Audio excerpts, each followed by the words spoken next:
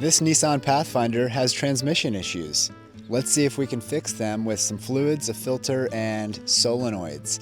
If that doesn't work, it's got a bad transmission, and we're not going further than that. Oh yeah. This is my neighbor's Nissan Pathfinder. It's a 2013 unit with the V6 engine. It's got four-wheel drive.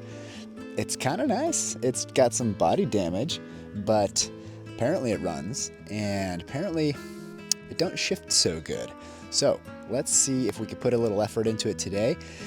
The solenoids have come in from eBay, but there's also codes on the computer, the TCM, that say things are bad, okay? So, you know, on the bright side, it's warm out, and I'm in Hawaii, so things aren't that bad. I just watched the Simon Fordman video last night that he just put out of him motor swapping in the snow in his driveway, so he's a better man than I am.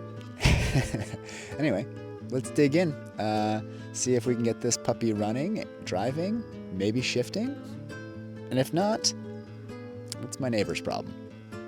Quick tour of the rig. Its wheels are fully oxidizing, but man, those brake rotors look brand new. Tires are good. Body is overall decent with some minor scrapes and scratches and stuff. Ooh, missing a bottom trim piece there. Dent on the door.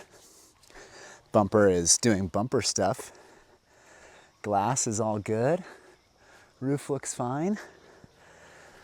This, yeah, duct tape solves a lot of problems. I'm approved. Let's go inside. Ooh, the interior's a little dirty, but it's nice. Not too bad. Fancy stuff. Buttons where I've never seen them before. Sure. Man, it could use a detail. I am not going to do that. More interior stuff. It's pretty large. Oh, it's got another seat back there. That's fancy. In case you want to have the kid all the way in the back. Get. Some climate control for the rear. Pretty decent. And that concludes the tour. Let's see if we can get this up and running. Let's pop the hood. All right, in here we find a Nissan V6 strapped to a variable valve timing transmission. I have pulled the battery out because it was flat and dead. It has electric power steering, which I've already had to top off fluid because it's actively leaking. That's fun. The motor runs, but the battery, not so happy. Let's go check in on that thing. Welcome to the I work under my house garage. This is the power station. I've had this thing on a drip charge overnight. Let's see if it took any juice. Survey says 10.3, so no. Great. Okay, let's see where it likes to sit. Where do you like to drop to? Dropping. That's bad. This battery is trash. Well, it's the only battery I have in this size, so it's going in. We'll just have to jump start. Come on, buddy. Oh yeah. Oh, okay. Installed. We'll just temporarily get the extra oomph twist on those. Let me get the truck fired up, pulled around here, strapped up to it so we can get this thing towards the shop.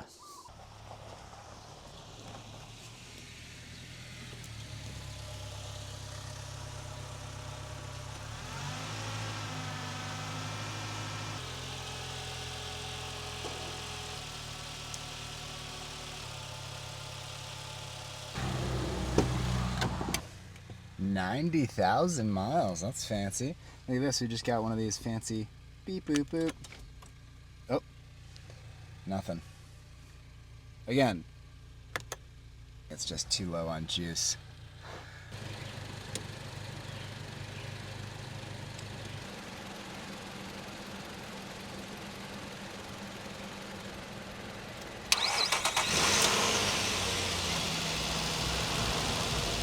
All right.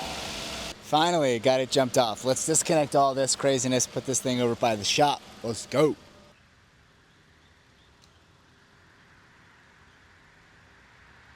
Okay, so got it pulled into the shop now, and just for testing purposes, I've got a jump pack hooked up to the other battery so that we do have some more voltage so that I'm not getting any funny readings while I'm trying to talk to the TCM. So we do have 11.9 and climbing. I've got this plugged in, so that should be okay for getting this diagnostic. So let's plug in the computer and see if we can talk to the TCM, and I can show you guys what I've been dealing with here.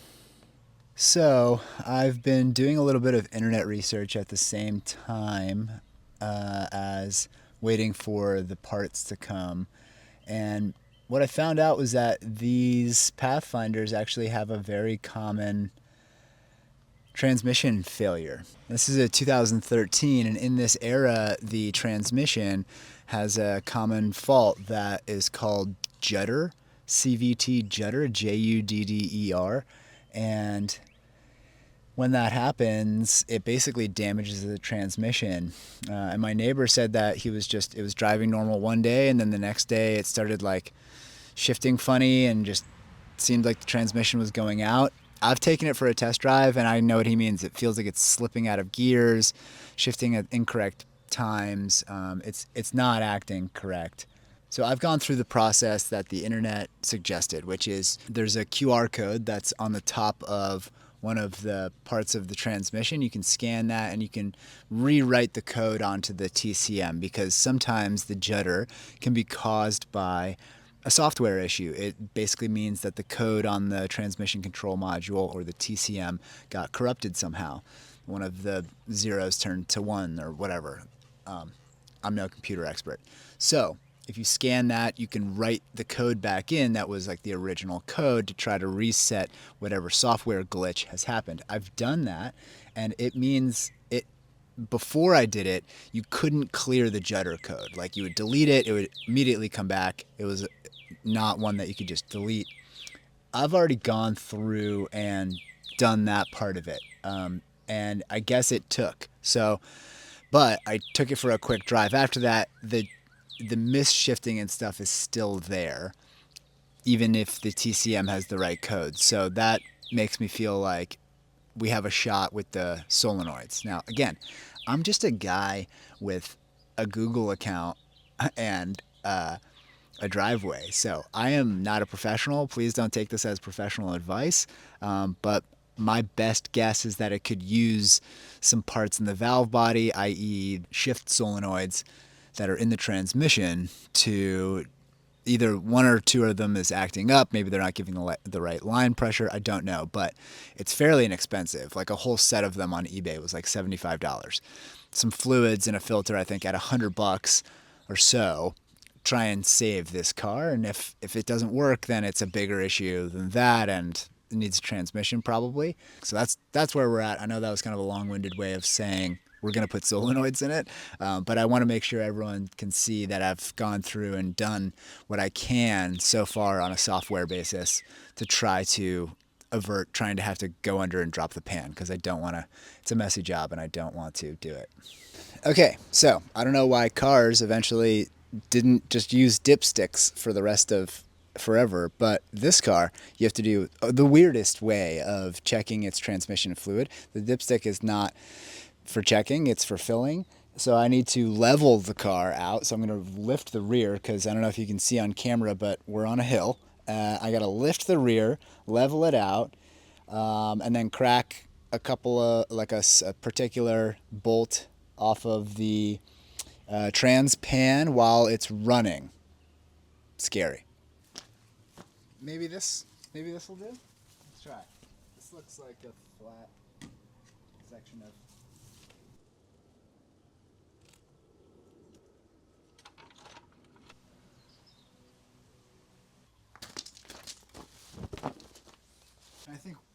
I think the car needs to be the other way around, with the front up over there.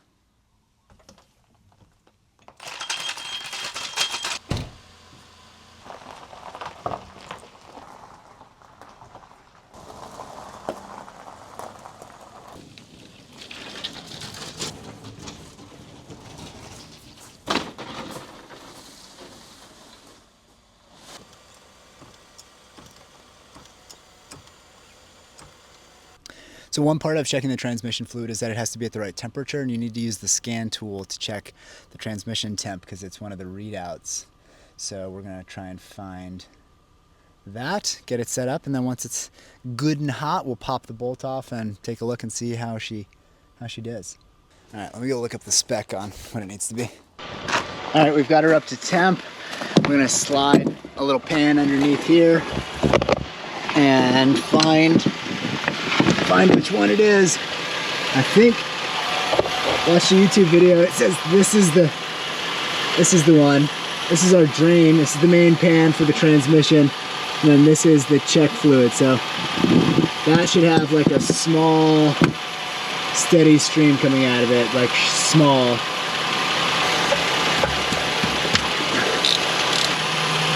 Oh, it looks overfull.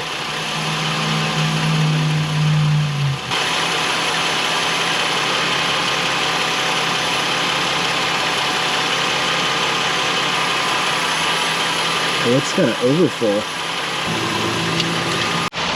So it's only about, I don't know, maybe a half a quart over full, but the fluid looks pretty dark. So maybe somebody threw in some extra fluid to try to solve the issue. I mean, I could take it for another quick test drive now that I've lowered the amount a little bit, but to be honest, I don't want to damage the thing more. I think at this point it's just drop the fluid, drop the pan. I'll leave this over there. Drop the fluid, drop the pan, and just bite the bullet, do the flush, filters, and solenoids, right? I don't feel like driving this thing. That wasn't crazy overfull. I don't think it would cause the issues. Maybe if it was like 3 quarts overfull or something, but I'm just gonna shut it down, drain it, go from there. Let's do the stuff. We've got the parts. We're putting them in. It's a long shot as it is anyway. And for everybody that's gonna cry about it, it's right here. It's right there, okay? Relax. Take a chill pill. Everything can be fine. Open sesame.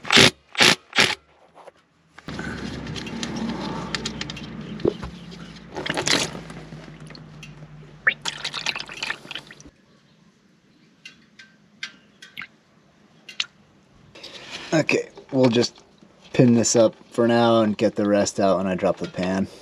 I'll start to zip these, looks like 10 mil bolts out of the edge of the pan.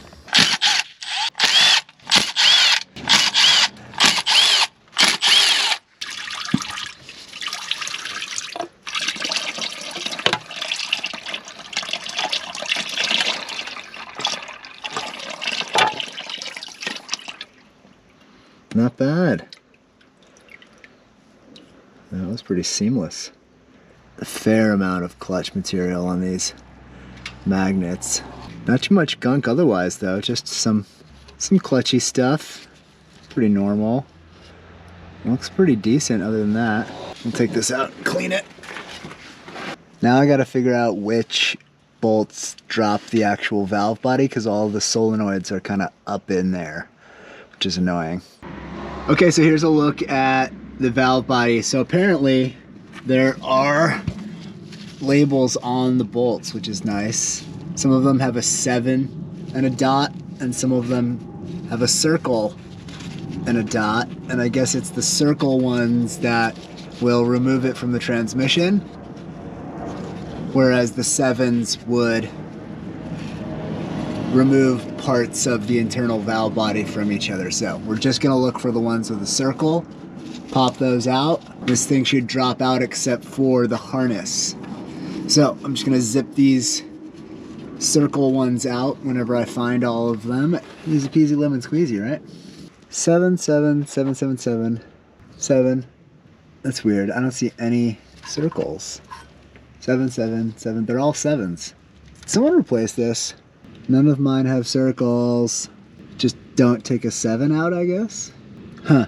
Well, I'll figure this out and get back to you. So I've gone on Just Answer, and the mechanic sent me this document, which kind of lays out the testing for the CVT because these things fail so much.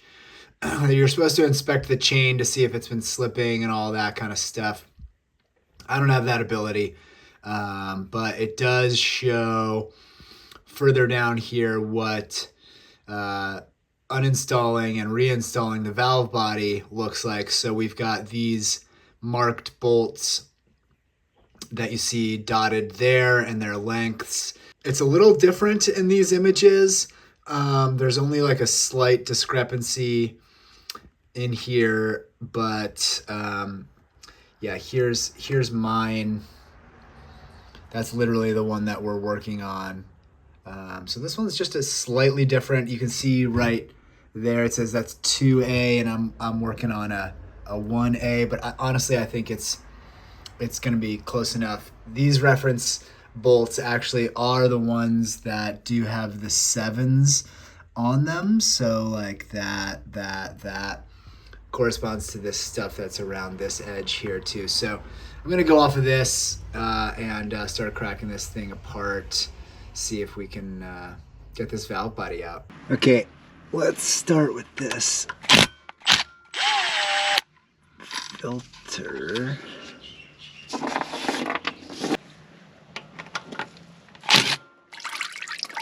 Oh yeah, there we go.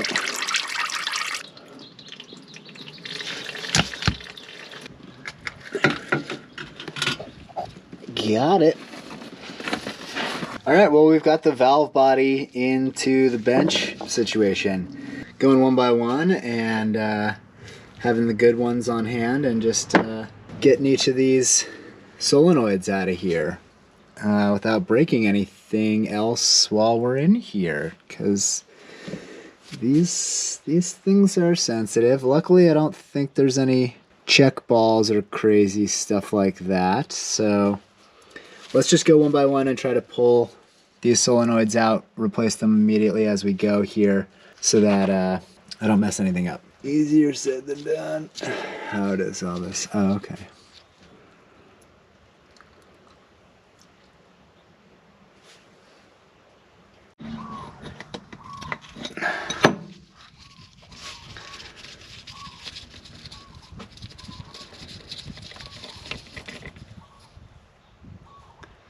Alright, so this one's got flat surface.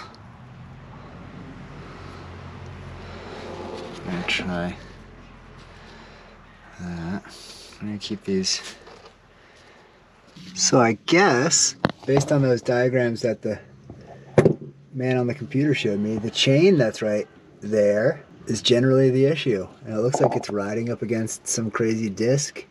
I have no idea how any of that works. But you're supposed to like pull that out and inspect it, and I don't have the ability to do that. So we're just going to put this back together and pray. Okay, I didn't film every bolt, but we got her back in there. Fresh filter, ready to go. Harness all clicked in. So now I just need to clean the pan and get it back together, put fluid in it, go from there.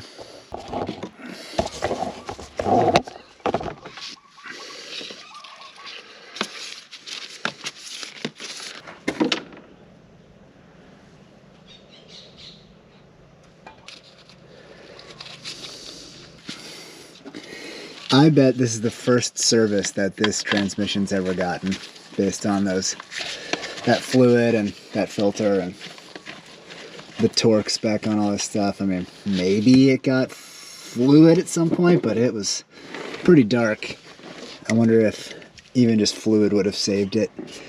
The spec on this is every 30,000 miles you're supposed to change the fluid, and this car has 90,000 miles, and I bet you anything that this is its first service.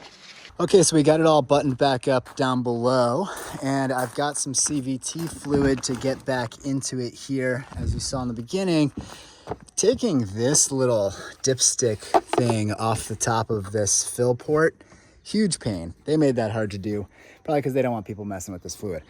Understandable. Now, I earlier was taking a level reading off the roof, but the roof is curved. That's silly. So instead, I took my level.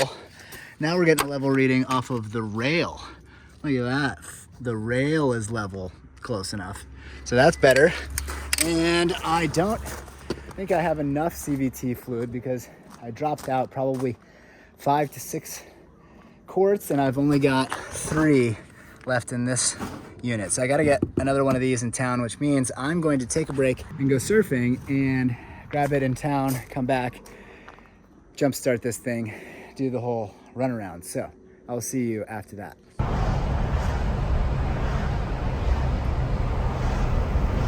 All right, well, we caught some waves.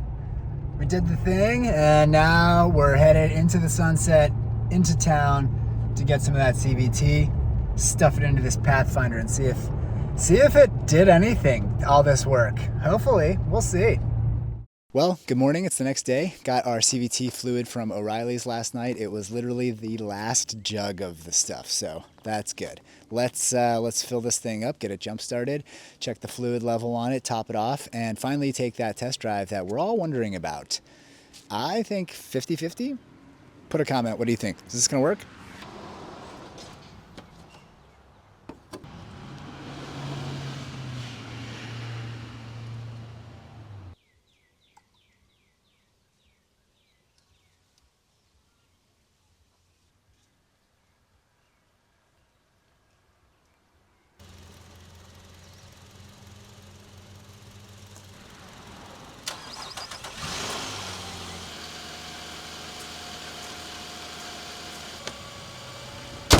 Okay, so we've got 5 quarts back in.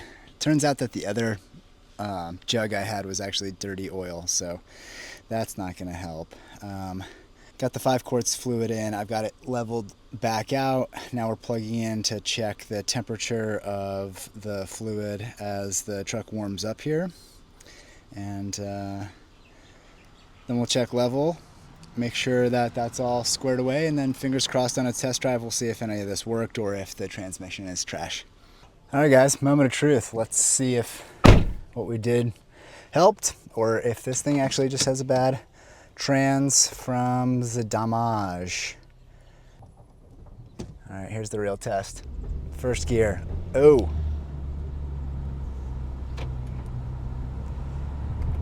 A little bit jumpy, but it's going. Oh, no. Oh, yeah, it's juddering hard. Oh, it's bad. Oh, it's clunking in and out. Yeah, it's still doing the same juddering. Ah, that's too bad. Oh, that's too bad. This thing needs a transmission. Man, well, you try what you can sometimes. Oh, it's bad. Yeah, that's got internal damage. Fluids and solenoids won't fix that. Yeah, it's bad.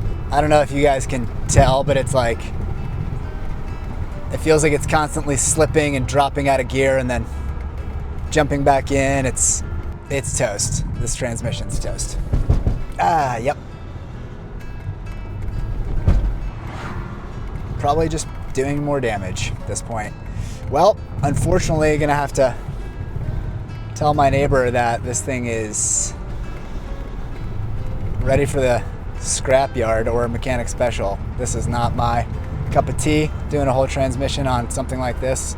Sorry it didn't end in valiant success. That would have been sweet if this thing was just ripping 4-wheel drive doing its thing, but that is not the case today. It was worth a shot.